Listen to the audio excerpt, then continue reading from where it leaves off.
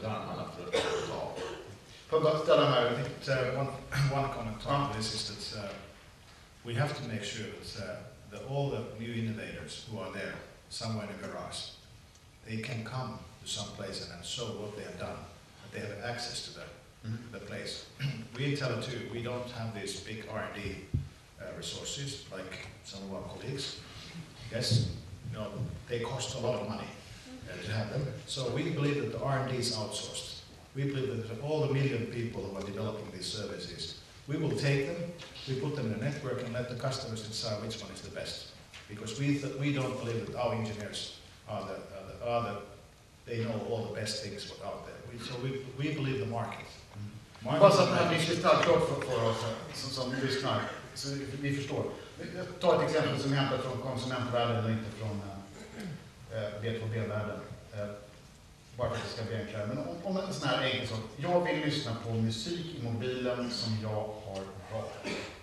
Musik som jag gillar, som jag någon gång har bestämt att ungefär här blir min musiksmak, jag vill ha den i luren.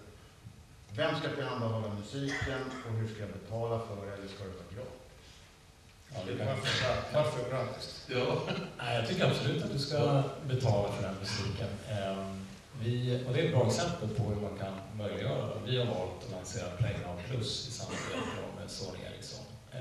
Och där tar vi ansvar för att sälja, supporta och ta betalt av kunderna. Det här skulle inte vi kunna göra utan Sony Ericsson och en del andra innehållsleverantörer också. Där är det ett samarbete med 3-4 aktörer för att få ut den tjänsten. Och det tror jag att de här öppna plattformarna med samarbete mellan aktörer som traditionellt har haft en liten del av värdekedjan, det tror jag mycket mer på än de här stängda. Och hur ska du betala? Är det den modellen som betalar dig då? Ja, du betalar mig. Du får det på din mobilfaktura. Okej. Och det är ju operatören som skulle vilja betala Spotify. Det kan du också göra. Det är en tjänst vi har via Bredbandsbolaget. Men att vi som operatörer ändå har en fakturarelation med kunden och inte minst en distribution. Idag är det väldigt få terminaltillverkare som har en egen distribution. Där tror jag att du kommer att se att operatören fortfarande har en väldigt stor roll att spela.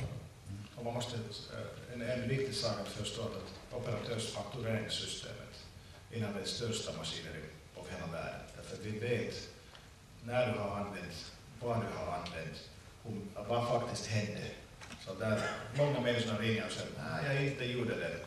Så att det var på den här telefonen på den här säljsajten att öppna den här länken och acceptera den här betalningen. Så bildningssystemet är robust för att det måste vara en trust between the partners. That, the customer knows that if somebody misuses it, because there's a very, very unlikely event that somebody can misuse, for example, the GSM system or the whole mobile network, because it's so rigid.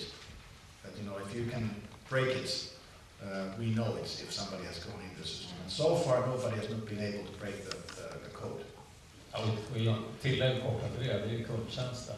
Vem ska man ringa när man får problem med sin tjänst? Man ringer knappast Sony Ericsson, man ringer Tele2 eller Tele2 eller Telia. Utmärkt.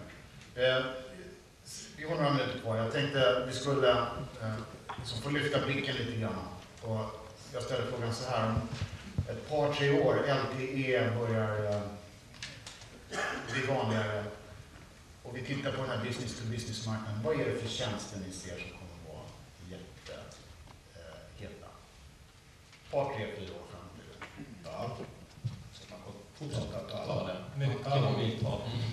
Om folket kommer att kommunicera, det kommer inte stoppa. Det kommer också vara mycket data, så att man byter på data. Man har också automatisering inom de firmorna, att kundtjänsterna och allt är kopplat ihop.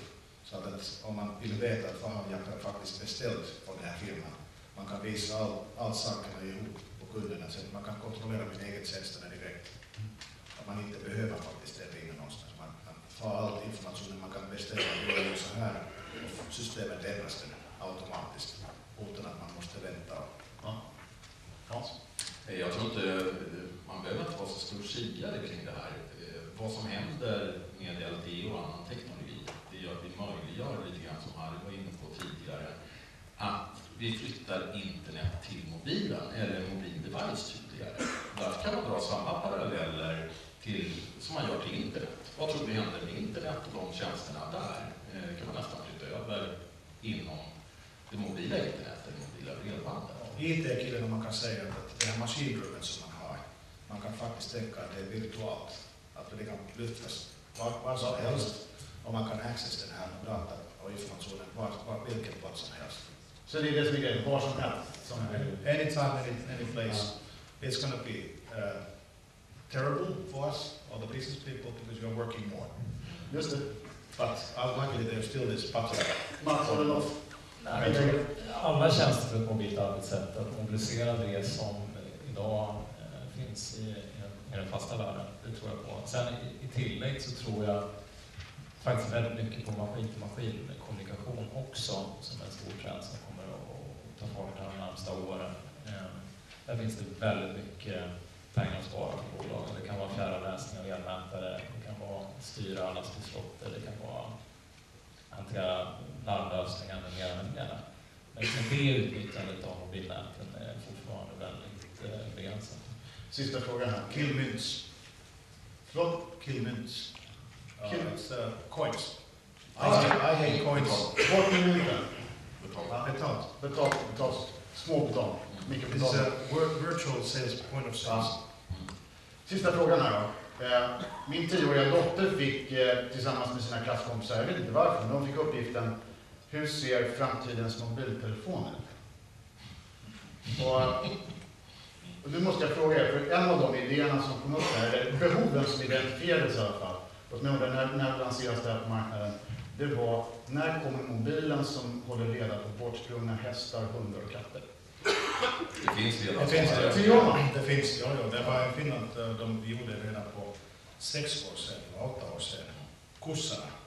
Det var en jordbrukare som hade problemet och det tillverkade på sådana. Vi lagade den här kussen att de hade sånt här systemet att när de måste milka, det skickades på sms och det var en device som gjorde en signal på kussen att nu blir det kod hemma. De tryckte på nappan och det automatiskt stängde det här. Men här har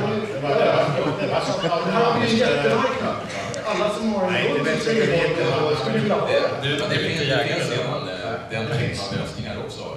Petfinder heter det faktiskt.